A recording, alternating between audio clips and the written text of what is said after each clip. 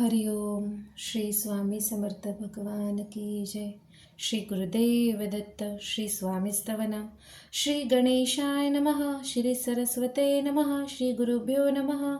श्री कुलदेवताय नमः. श्री अक्कलकोट निवासी पूर्ण दत्तावतार दिगंबर यतिवर्य स्वामी राजाय नमः. ब्रह्मानंदं परमसुखदं केवलं ज्ञानमूर्ति द्वन्द्वातीतं गगनसदृशं तत्त्वमस्यादिलक्ष्यम् एकं नित्यं विमलमचलं सर्वदी साक्षीभूतं भावातीतं त्रिगुणरहितं सद्गुरु तन्नमामि.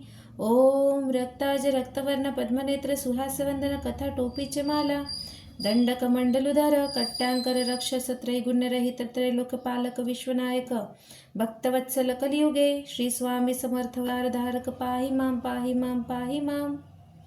आता करूया प्रार्थना. जय जयाजी अगहरणा परात पराज कैवल्य सदना ब्रह्मानंदा यतिवर्या.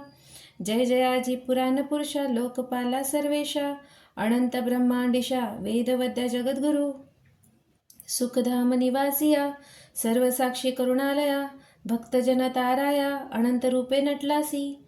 तू अग्नी तू पवन तू आकाश तू जीवन तूच वसुंधरा पूर्ण चंद्र सूर्य तूच पै. तू विष्णू आणि शंकर तू विधाता तू इंद्र अष्टतिपकलादी समग्र तूच रूपे नटलासी. तू अग्नी तू पवन तू आकाश तू जीवन तूच वसुंधरा पूर्ण चंद्र सूर्य तूच पै. तू विष्णू आणि शंकर तू विधाता तू इंद्र अष्टदीपकलादी समग्र तूच रूपे नटलासी. करता आणि करविता तुझे हवी आणि होता दाता आणि देवविता तुझ समर्थ निश्चय. जंगम आणि स्थिर तूच व्यापिले समग्र तुझ लागी अग्र कोठे नसे पाहता. असोनिया निर्गुण रूपे नटलासी सगुण ज्ञाता आणि ज्ञान तूच एक विश्वेशा. वेदांचाही तर्क चाचरे शास्त्रंतेही नावरे विष्णू शंकर एकसरे कुंठित झाले सर्वही. मी केवळ अल्पमती करू केवी आपली स्तुती सहस्रमुखे निश्चिती शिनल्या खाती वर्णिता दृढ ठेवली चरणी माथा रक्षावी मजसी समर्था कृपा कटाक्षे दीनानाथा दासाकडे पाहावे. आता इतुकी प्रार्थना आनावी जी आपुल्या मना कृपा समुद्री यामिना आश्रय देजे सदैव पाप ताप आणि दैन्य सर्व जाओ निरसोना. इहलोकी सौख्य देवन परलोक साधन करवावे. दुस्तर हा भवसागर याचे पाववा पैलतील तन्मांतरणी साचार प्राप्त हो मजला ते. आशा मनीषा तृष्णा कल्पना आणि वासना भ्रांती भुली नाना न बांधतो तुझ्या कृपे.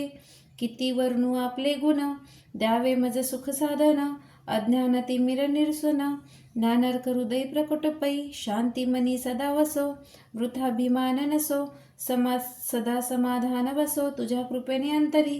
भवदुःख हे निरसो तुझ्या भजनी चित्त वसो वृथा विषयांची नसो वासना या मनाते. सदा साधू समागम तुझे भजन उत्तम तेने हो हा सुगम दुर्गम जो भवपंथ. व्यवहारी वर्तता न पडो भ्रांती चिंता अंगी न यावी असत्यता सत्य विजयी सर्वदा. आप्तवर्गांचे पोषण न्याय मार्गावलंबन इतुकी द्यावे वरदान कृपा करुणी समर्था. असोनिया संसारात प्राचीन तव नामामृत प्रपंच आणि परमार्थ तेने सुगम मज लागी. करता आणि करविता तूच एक स्वामीनाथा माझी ठाई वार्ता मी पणाची नसेची. गुरु ब्रह्मा गुरु विष्णू गुरुदेव महेश्वरा गुरु साक्षात परब्रह्म तस्मै श्री गुरुदेव नमः. हरि ओम. ओम तत्सवितुर्वरेण्यं भर्गो देवस्य धीमहि धियो यो नः प्रचोदयात्. ओम तत्सवितुर्वरेण्यं भर्गो देवस्य धीमहि धियो यो नः प्रचोदयात्. ओम तत्सवितुर्वरेण्यं भर्गो देवस्य धीमहि धियो यो नः प्रचोदयात्. ओम तत्सवितुर्वरेण्यं भर्गो देवस्य धीमहि धियो यो नः प्रचोदयात्. ओम तत्सवितुर्वरेण्यं भर्गो देवस्य धीमहि धियो यो नः प्रचोदयात्. ओम तत्सवितुर्वरेण्यं भर्गो देवस्य धीमहि धियो यो नः प्रचोदयात्. ओम तत्सवितुर्वरेण्यं भर्गो देवस्य धीमहि धियो यो नः प्रचोदयात्. ओम श्री अथर्व शिष्यं गणपती अथर्वशिष्यं शांती मंत्र. ओम भरणं ओम भद्रं कर्णेभिः शृणुयाम देवा भद्रं पश्चिमाक्षभिर्यजत्रा स्थिरे अंगेष्टुष्वात् तनुभिः वैश्यमदेवहितयदायु. ओम स्वस्ति न इंद्रो रुद्रश्रवाः स्वस्ति न पूषा विश्ववेदाः स्वस्ति नश्च अरिष्टनेमि स्वस्ति न स्पति ददातु। ओम शांति शांति शांति। ओम नमस्ते गणपतये। तमेव प्रत्यक्षं तत्मासि, तमेव केवलं कर्तासि, तमेव केवलं धर्तासि, तमेव केवलं हर्तासि, तमेव सर्वं खल्विदं ब्रह्मासि। त्वसाक्षादात्मासि नित्यं। वृत्तं वच्मि सत्यं वच्मि। अत्वाम् अवक्तारम् अवश्रोतारम् अवधातारम् अवधातारम् अवानुचानमशिष्यम् अवपश्चातात् अवपुरस्तात् अवत्तरात्तात् अवदक्षिणात्तात् अवचोदरात्तात् अवधरात्तात् सर्वतो मा पाहि पाहि समन्तात्। त्वमानवसब्जन्मये त्वामनस ब्रह्ममय स्वचिदानन्दद्वितीयोऽसि। त्वप्रत्यक्ष ब्रह्मासि, त्वज्ञानमय विज्ञानमयोऽसि। सर्वं यदिदं तत्त्वजायते, सर्वं यदिदं विष्यति, सर्वं यदिदं नविष्यति, सर्वं यदिदं प्रत्येति। त्वभूमिरापनलनिलोभनभा त्वच्वदारिवाकपदानि। त्वगुणत्रयातीतः, त्वदेहत्रयातीतः, त्वकालत्रयातीतः, त्वमूलाधारस्थितोऽसि नित्यं।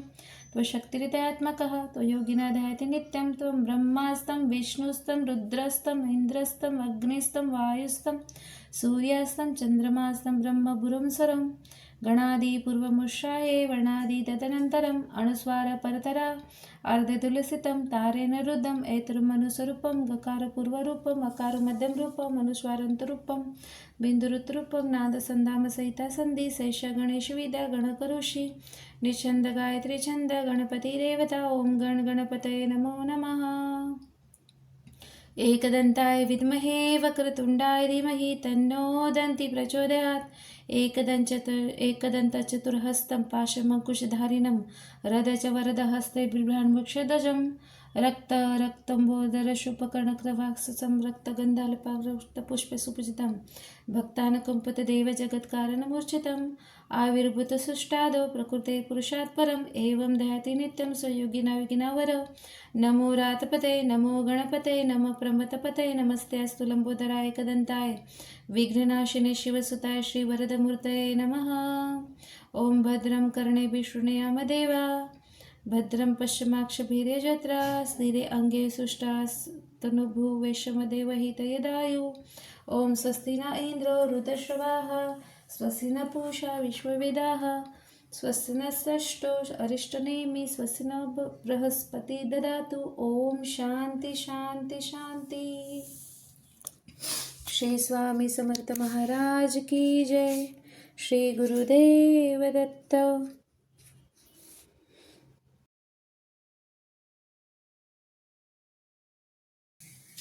हरि ओम। श्री स्वामी समर्थ। श्री गुरुदेव दत्त। ओम गणेशाय नमः। अध्याय 22 मराठी भावार्थ। अमरजा नदी व भीमा नदी यांचा संगम जिथे होतो त्या संगमे श्री गुरुचे वास्तव्य होते। ते मोठे तीर्थस्थान आहे।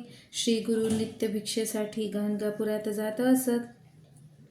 त्या गावात ब्राह्मणांची 101 घरे होती. त्यामध्ये एक गरीब व सुशील विप्र राहत होता. त्याची पत्नी सुद्धा पतिसेवा तत्पर व सुशील होती. तिचे नावच पतिव्रता होते. त्या विप्राकडे एक म्हैस होती. ती वांज म्हातारी व दंतहीन होती. नदी तीरी माती वाहून नेण्याच्या कामासाठी गावातील लोक तिचा उपयोग करी. त्या मोबदल्यात मिळणाऱ्या पैशातून धान्य वगैरे आणून ते दाम्पत्य उदरनिर्वाह करीत असे. तसेच तो ब्राह्मण घरोघरी जाऊन भिक्षा घेऊन येत असे. एक दिवस त्या ब्राह्मणाची म्हैस कोणीही माती वाहून नेण्यासाठी घेऊन गेले नाही. श्री गुरु नेहमी त्यांच्याकडे भिक्षेसाठी येत असत. त्याच दिवशी नेमके श्री गुरूंना भिक्षा घालण्यासाठी घरात काही धान्य नव्हते व ब्राह्मणही भिक्षेसाठी गावात गेला होता. बराच वेळ झाला तरी ब्राह्मण गावातून घरी आला नाही. तेव्हा ती पतिव्रता श्री गुरूंना वंदन करून म्हणाली, मला माझे पती गावात याचक वृत्तीने भिक्षेसाठी गेले आहेत. तोपर्यंत आपण थोडी इथे विश्रांती घ्यावी अशी मी आपणास विनंती करते. तेव्हा श्री गुरु हसत मुखाने म्हणाले, तुझ्या दारात म्हैस आहे ना, तिचे दूध काढून मला द्यावे. तेव्हा ती विप्र स्त्री गुरूंना म्हणाली, स्वामी, ती म्हैस वांजा आहे म्हणून आम्ही तिला व्यसन घालून माती वाहण्याच्या कामासाठी लोकांना देतो व येणाऱ्या मोबदल्यावर गुजराण करतो. श्री गुरुचा विश्वास बसेना. स्वामी विप्र स्त्रीला आदर्शपूर्वक म्हणाले, लवकर घरात जाऊन भांडे घेऊन ये व त्या म्हशीचे दूध काढून आम्हाला दे. श्री गुरुवर विश्वास होता. घरातून तिने भांडे आणले व गुरुवचन हीच कामेधेनू असे समजून म्हशीची धार काढू लागली. त्याचबरोबर तिच्या आचळातून दुधाच्या धारा निघू लागल्या. दोन्ही भांडे भरून तिने दूध दिले. त्या विप्र स्त्रीला आश्चर्य वाटले व ती खूप आनंद झाली. दूध घेऊन ती घरात गेली. दूध तापवून निववून श्रीगुरूसाठी ती दूध घेऊन बाहेर आली. त्यांना देऊन नमस्कार करून उभी राहिली. श्रीगुरू ते दूध प्यायले. संतोषाने तिला वर दिला. तुझ्या घरात अखंड लक्ष्मी नांदेल. तुझे दारिद्र्य दूर होऊन मुलाबाळासह तुम्ही सुखाने संसार कराल असा आशीर्वाद देऊन श्रीगुरू परत संगमावर निघून गेले. थोड्या वेळाने तिचे पती घरी आले व विप्राने आपल्या पत्नीकडून गुरुमहिमा ऐकला. तेव्हा तो म्हणाला, हा मोठा चमत्कार घडला आहे. श्रीगुरू हे नक्कीच कोणीतरी परमेश्वरी अवतार आहेत. त्यांची त्या दोघांना मनोमनीत खात्री पटली. तो विप्र पत्नीसह संगमावर गुरुच्या दर्शनासाठी गेला.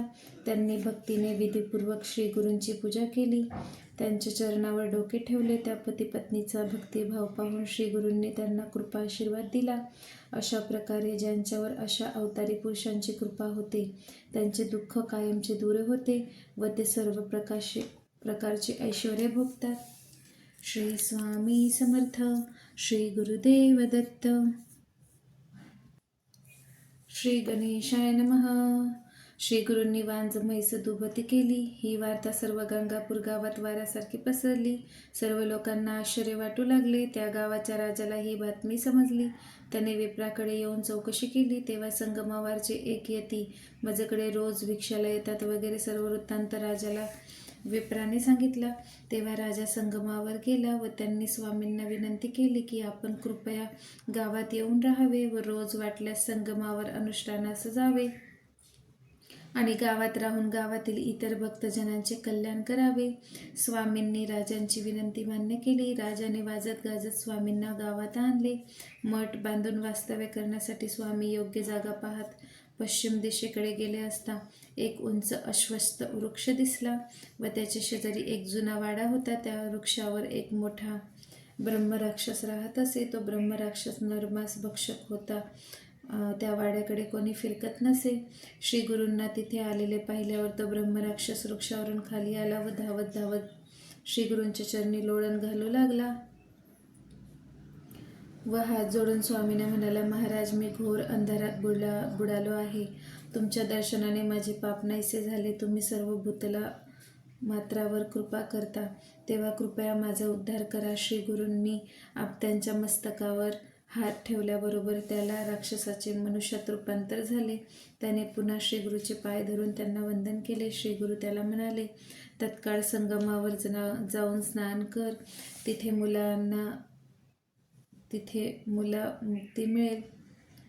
तुला मुक्ती मिळेल. तुला पुन्हा पुन्हा जन्म येणार नाही. श्रीगुरूची आज्ञा घेऊन त्या राक्षसाने संगमावर जाऊन स्नान केले व तो मुक्त झाला. तेव्हा तिथे जमलेल्या सर्व लोकांना आश्चर्य वाटले. तसंच श्रीगुरू एक अवतारी पुरुष आहेत याची खात्री पडली. पुढे श्रीगुरूंनी त्या जागेवर मठ बांधून तिथे राहायचे ठरवले. तो ग्रामधिकारी रोज भक्तिभावाने त्याची सेवा करू लागला.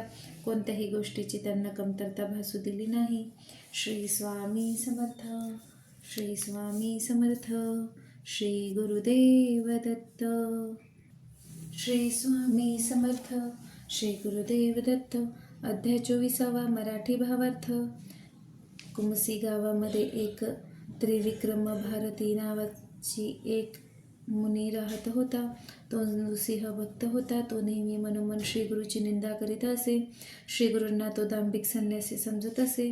श्रीगुरू स्वतः अंतर्ज्ञानी होते. श्रीगुरूंना याची कल्पना होती. ते कोणत्याही मनातले मनोगत ओळखत असत. एकदा ते राजाला म्हणाले, मला त्रिविक्रम भारतीकडे जायचे आहे. राजाला विक्रम भारतीची कीर्ती माहीत होती. राजाला खूप आनंद झाला. श्रीगुरूंना पालखीत बसवून आपला लवाजम्यासह वाजत गाजत कुमसी गावी जाण्यास निघाला. त्रिविक्रम नृसिंहाची मानसपूजा नेहमी करीत असे. परंतु त्या दिवशी त्याच्या मनात मूर्ती स्थिर होत नव्हती. त्याला आपली साधना नीट होत नाही म्हणून चिंता वाटत होती. त्याने दूरवर नदी तीरावर श्रीगुरू येत असलेले पाहिले. श्रीगुरूंची मूर्ती व त्यांच्या मंत्री नृसिंह सरस्वती नृसिंह मूर्ती एकच दिसू लागली. त्याचबरोबर असणारे सैन्य प्रथम दंडाधिकारी दिसत होते, परंतु पालखी जसजशी जवळ येऊ लागली तसे तेही नृसिंह सरस्वतीच भासू लागले. या गोष्टीचे त्याला खूप आश्चर्य वाटले. तो आपल्या जागेवरून उठला व श्रीगुरूंना दंडवत घालीतच श्रीगुरूंना समोरा गेला. त्याला आपली चूक लक्षात आली. श्रीगुरू म्हणजेच दुसरे तिसरे कोणी नाही, साक्षात त्रिमूर्ती परमेश्वर आहे याची खात्री पडली. त्याने पुन्हा गुरूंना साष्टांग नमस्कार घालून तो म्हणाला, महाराज, मी आपणास ओळखण्यास फार मोठी चूक केली. आपला अधिकार ओळखू शकलो नाही. आपला अधिकार ओळखू शकलो नाही तरी आपण माझ्यावर कृपा करावी. या चर्मचक्षुंना मी आपले रूप पाहू शकलो नाही. मी आपले रूप पाहू शकले नाही तरी कृपया निज रूप धारण करावे. आपली समक्ष भेट झाली त्यामुळे माझे तप सार्थकी लागले असे मला वाटू लागले आहे. तुम्ही विश्वाचे तारक असून आमचा उद्धार करण्यासाठी या भूतलावर अवतरला आहात, तेव्हा आपले चिन्मय असे व्यापक रूप मला दाखवावे. तपस्व्याने केलेली स्तुती ऐकून व त्याच्यातील झालेले परिवर्तन पाहून श्रीगुरू संतुष्ट झाले. त्रिविक्रमाने आपल्या मधुर वाणीने शब्दविष्काराने गुरुचे खूप गुणगान केले. श्रीगुरूंनी प्रसन्न होऊन त्याला वर दिला, मी तुझ्या भक्तीने संतुष्ट झालो आहे. तुला उत्तम गती प्राप्त होईल. तुला पुनर्जन्म घ्यावा लागणार नाही. तुझा परमार्थ पूर्ण होऊन तुझे ईश्वराशी ऐक्य होईल. त्रिविक्रम भारतीला असा वर देऊन त्याला कुमसी येथे राहायला सांगून श्रीगुरू गाणगापुरास परत आले. श्री स्वामी समर्थ. श्री गुरुदेव दत्त. अध्याय 25. श्री गुरुदेव दत्त. श्री स्वामी समर्थ. विदूर नावाचे एक नगर होते. तेथील यवन राजा मोठा क्रूर होता. तो ब्राह्मणांना द्वेष करीत असे. तो ब्राह्मणांना म्हणत असे, जे कोणी विद्वान ब्राह्मण असतील त्यांनी माझ्या सभेत येऊन वेद म्हणावेत. मी त्यांना पुष्कळ धन देईल. जो कोणी विशेष वेदार्थ सांगेल त्याची विशेष सन्मानाने पूजा केली जाईल. जे खरे ज्ञानी होते ते म्हणाले, आम्ही अज्ञानी आहोत, मतिहीन आहोत. पण जे खरे ज्ञानी नव्हते त्यांना द्रव्याची हाव सुटली. ते त्या म्लेच्छापुढे जाऊन वेदार्थ वाचून दाखवू लागले. म्लेच्छाच्या मनात कपट होते. यज्ञ कडाकडे अर्थ ऐकून तो म्हणाला, ब्राह्मण यज्ञ करताना रीतसरपणे पशुहत्या करतात आणि आम्हा म्लेच्छांची मात्र निंदा करतात. आम्हाला पशूंचा वध करणारे म्हणतात. अशा प्रकारे तो ब्राह्मणांची निंदा करीत असे. ज्यांची योग्यता होती त्यांना पुष्कळ धनही देत असे. ही वार्ता देशोदेशीच्या ब्रह्मवृंदांना कळली. द्रव्याच्या आकांक्षेने पडत मूर्ख ब्राह्मण यवनाच्या वेद पठण करून दाखवू लागले. असे चालते असता 2 दुर्दैवी ब्राह्मण त्या यवन राजाला येऊन भेटले. आम्हाला 3ही वेद देतात असे म्हणून त्या यवनापुढे आपली प्रशंसा करू लागले. आमच्याशी वेदांवर चर्चा करणारे 4ही राष्ट्रात कोणी नाही. जर कोणी ब्राह्मण तुझ्या नगरात असले तर त्यांना आमच्याबरोबर चर्चा करण्यास बोलवावे. त्याप्रमाणे राजाने आपल्या नगरातील ब्राह्मणांना बोलवले आणि म्हणाला, तुम्ही या दोघांपाशी चर्चा करा.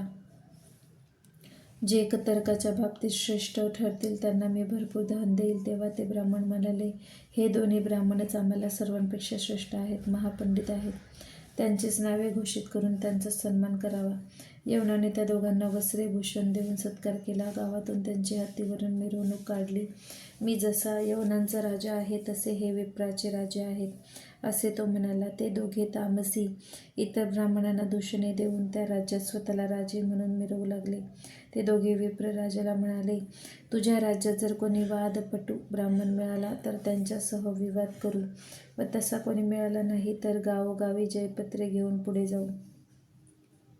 यवनांची आज्ञा घेऊन ते तामसी विप्र सर्व नगरे हिंडत जयपत्रे घेऊन दक्षिण प्रांतात भीमेच्या तीरावर कुमसी गावात आले. त्रिविक्रम मुनींनी ख्याती त्यांनी ऐकली होती. ते दोघे त्रिविक्रमाकडे गेले व त्याला वादविवादास आव्हान केले. त्रिविक्रमाने त्याची पूर्वकीर्ती ऐकून वाद टाळण्याचा प्रयत्न केला. गाणगापुरास नेऊन श्रीगुरूच्या हस्ते चांगला धडा शिकवावा असे त्याने विचार केला. त्याप्रमाणे त्याच्याशी गोड बोलून त्यांना गाणगापुरास घेऊन आला.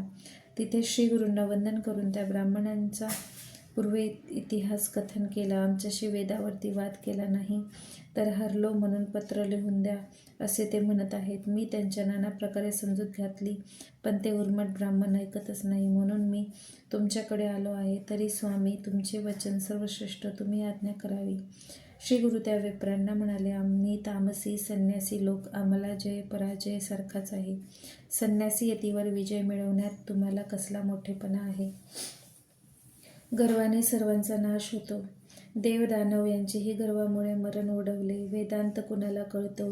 ब्रह्मदेवादिकांना सुद्धा हा मार्ग कळत नाही. त्यांनाही वेद साध्य कळत नाही. तेव्हा उगाच गर्व करू नका. अशा प्रकारे श्री गुरूंनी त्यांना खूप समजवण्याचा प्रयत्न केला. परंतु श्री गुरूचे बोलणे ऐकून ते ब्राह्मण गर्वाने भरून गेले आणि म्हणाले, आम्ही 3 वेदांच्याही अंगास ही संहिता जाणतो. त्यानंतर फारच अपूर्व घटना घडली. ती पुढील अध्यायात आहे. श्री स्वामी समर्थ. श्री गुरुदेव दत्त. श्री स्वामी समर्थ. श्री गुरुदेव दत्त. अध्याय 26. मराठी भावार्थ.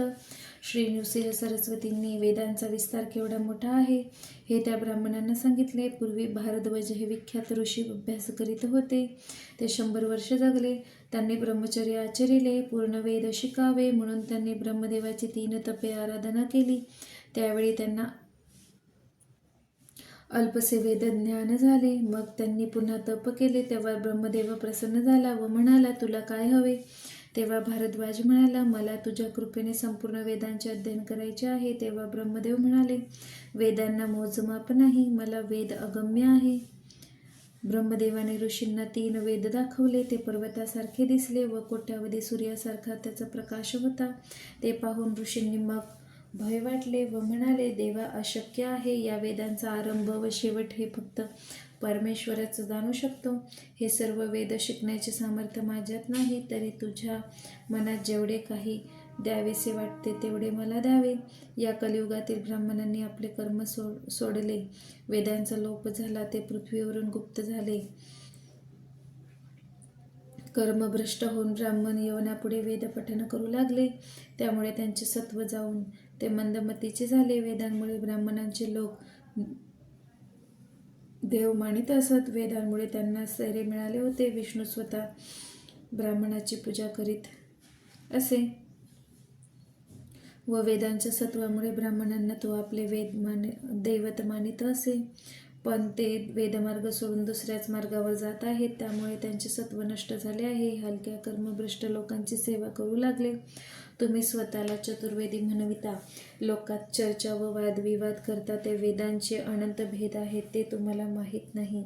असे वागण्यात तुमचे हित नाही. इतर ब्राह्मणांच्या तुम्ही रोष ओढवून घेत आहात. तुम्ही स्वतःची स्तुती स्वतः करता, जयपत्रे दाखविता आणि त्रिविक्रम भारती हा यती असूनही त्यांच्या जवळ जयपत्र मागता. आमचे म्हणणे ऐका आणि आता परत जा. फुकट गर्वाने हिंडत आपला प्राण गमावू नका. श्री गुरूंनी त्या ब्राह्मणांना हितबुद्धीचे सर्व सांगितले, पण ते तामसी ब्राह्मण ऐकेना. असे मदोमंत ब्राह्मण त्यांना स्वतःचे हित कशात आहे हे श्री गुरूंनी सांगूनही कळेना. यापुढे कथाभाग पुढील अध्यायात आहे. श्री स्वामी समर्थ. श्री गुरुदेव दत्त.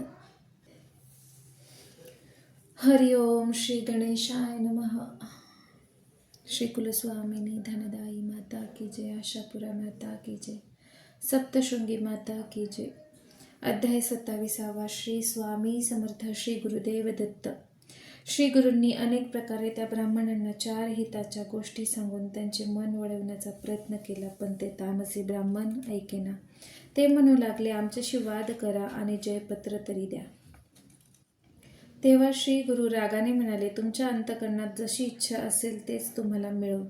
ते मदोन्नत ब्राह्मण श्री गुरुचे खरे स्वरूप ओळखू शकले नाही. आपला नाश करून घ्यायला उद्युक्त झाले. तेवढ्यात श्री गुरूंनी दूर वाटेने जाणारा एक माणूस दिसला.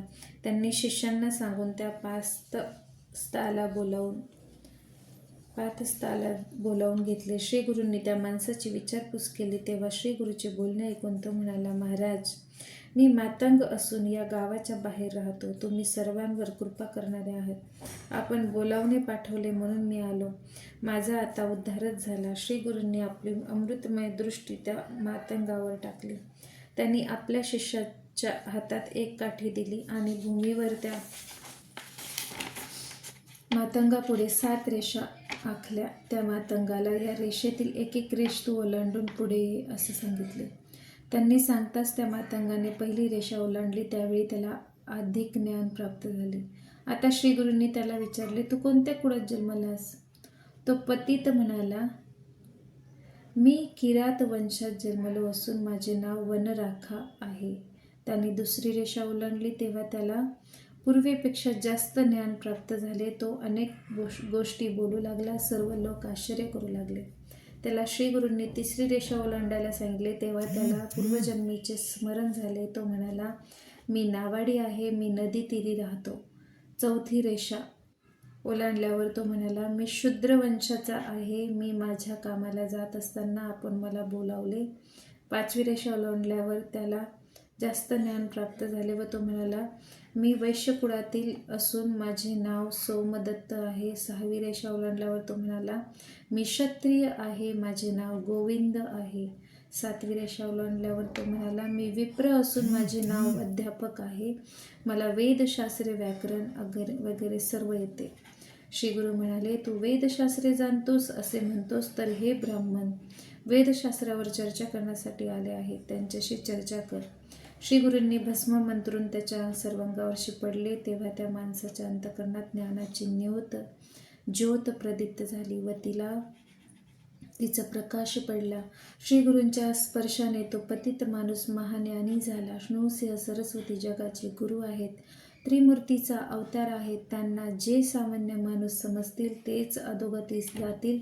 अशा प्रकारे त्या पतिताला अचानक ज्ञान झाले व तो वेद पठण करू लागला. हा सर्व चमत्कार पाहून चर्चेसाठी आलेले ब्राह्मण भयचकित झाले. त्यांची बोबडीच वळाली. ते थरथर कापू लागले. त्यांनी श्री गुरुचरणी लोळण घेतले. ते श्री गुरुच्या चरणी मस्तक ठेवून त्यांनी वंदन केले. स्वामी, मायेच्या फशी पडून आम्ही अत्यंत तामसी झालो, ब्राह्मणांचा धिक्कार केला, आम्ही आपले अनंत अपराधी आहोत, याचा आम्हाला खूप पश्चाताप होत आहे. आपण गौरी शंकराचे अवतार आहात. तुम्ही सर्व प्राणी मात्रावर दया करता तरी आमचे दोष मनावर घेऊ नका, आमचा उद्धार करा. ते ब्राह्मण अशा विनवण्या करू लागले तेव्हा श्री गुरु त्यांना म्हणाले, तुम्ही त्रिविक्रमा भारती या महामुनीला त्रास दिलात, आणखीही बरीच मोठी पापे केली आहेत, ब्राह्मणाचा द्वेष केला आहे, तुमचे कर्म तुम्हाला भोगावेच लागणार आहेत. तुम्ही ब्रह्मराक्षस व्हाल. तुमच्या पापाचा निराश झाला नाही तर तुम्हाला पुढे गती नाही. श्री गुरुचे वचन ऐकून विप्र श्री गुरुच्या पाया पडून म्हणाले, आमचा भवसागर तेव्हा उद्धार होईल. श्री गुरु कृपाळू असल्यामुळे त्यांना म्हणाले, तुम्ही 12 वर्ष राक्षसत्व पावाल. एका ब्राह्मणाच्या तोंडून शुक्ल नारायण सूक्त ऐकून तुमचा उद्धार होईल. तुम्ही गंगातीरी जाऊन राहा.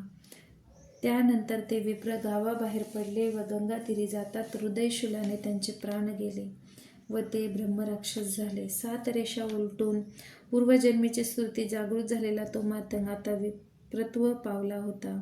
श्री गुरूंनी वंदन करून आपल्या पूर्वजन्मीचे कोणत्या दुष्कर्माने आपण हीन जातीत गेलो ते विचारले व आपला उद्धार करा अशीही त्याने श्री गुरूंना प्रार्थना केली.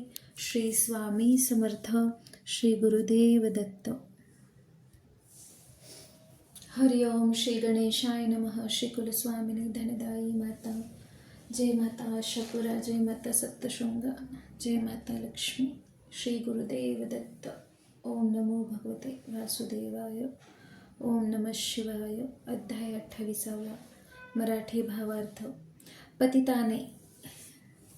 पतिताने श्री गुरूंना पूर्वजन्मीचे वृत्त सांगितले ते या अध्यायात श्री गुरूंनी सांगितले. तू चांडाळ जन्मास कसा आलास ते सांगतो.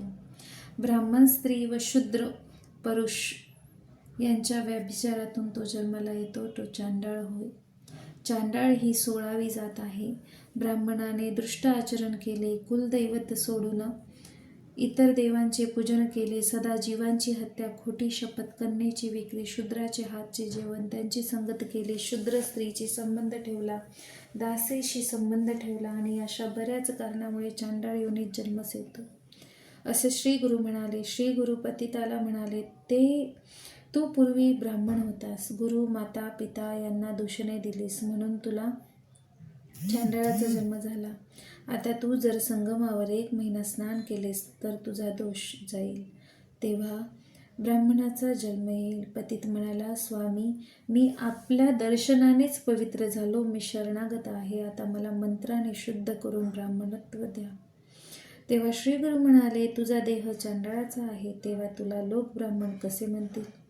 त्याला पुराणातील विविध कथा सांगून समजवण्याचा प्रयत्न केला, पण त्याच्या मनात त्याने सुख झाले नाही. सुखासुखी त्याला ज्ञान प्राप्त झाले नाही. त्यामुळे तो आपल्या घरी जायला तयार होईना. तो स्वतः विप्र समजू लागला. त्याची पत्नी व मुले त्याला न्यायला आली, पण तो त्यांना जवळसुद्धा येऊ देईना. मला शिवू नकोस असे म्हणून पत्नीला मारायला धावून गेला. त्या पत्नीने श्रीगुरूच्या पायी वंदन करून आपला पती परत मिळावा अशी याचना केली व मी व माझी मुले त्यांच्यावर अवलंबून आहोत. तुम्ही त्यांना समजावले नाहीत तर मी मुलासहित इथेच जीव देईल असे म्हणाले. श्री गुरु पतीला म्हणाले, तुझी बायको मुले तुझ्यावर शुद्ध झाली तर तुला दोष लागेल आणि तुला चांगली गती मिळणार नाही. या संसारात माणसाने सर्व इंद्रिय संतुष्ट करावीत आणि मगच धर्माचे आचरण करावे, तरच संसार सागरातून तरता येईल. तेव्हा तो श्री गुरूंना म्हणाला, मला ज्ञान प्राप्त झाल्यावर परत मी जातीहीन कसा होऊ. तेव्हा श्री गुरूंनी मनात विचार केला, जर आपण एखाद्या लोभी माणसाच्या हातून याला स्नान घातले तर हा पुन्हा अज्ञानी होईल. तेव्हा त्याने शिष्यांना आज्ञा केली, एखाद्या लोभी माणसाला घेऊन या. त्या गावात एक ब्राह्मण वाण्याचा धंदा करीत होता. त्याला शिष्य घेऊन आले. श्री गुरूंनी त्याला म्हणाले, तू पाणी घेऊन ये आणि या पतिताला स्नान घाल, तो संसारात परत आसक्त होईल. त्याच्या सांगण्याप्रमाणे ब्राह्मणाने पाणी आणले व त्याच्या डोक्यावर ओतले. त्याबरोबर अंगाला लागलेली विभूती निघून गेली व तो पुन्हा पूर्ववत अज्ञानी झाला. आपल्या स्त्रीचे पुत्राचे मुख पाहताच त्यांच्याबरोबर निघून गेला. झाल्या प्रकारचे त्याला पूर्व विस्मरण झाले. लोकांनी त्याला सर्व वृत्तांत सांगितलं तेव्हा त्याला खूपच आश्चर्य वाटले. त्रिविक्रमाने श्री गुरूंना तो पतित पूर्ववत कसा झाला ते समजावून सांगण्यास सांगितले. श्री गुरु म्हणाले, त्यांच्या अंगावर विभूती होती, ती धुतल्यावर त्याचे ज्ञान निघून गेले. विभूतीचा महिमा असा आहे, महात्म्याने हाताच्या स्पर्शाने व विभूतीच्या प्रपंच हाच ब्रह्मस्वरूप होतो. भस्माचा महिमा अपार आहे.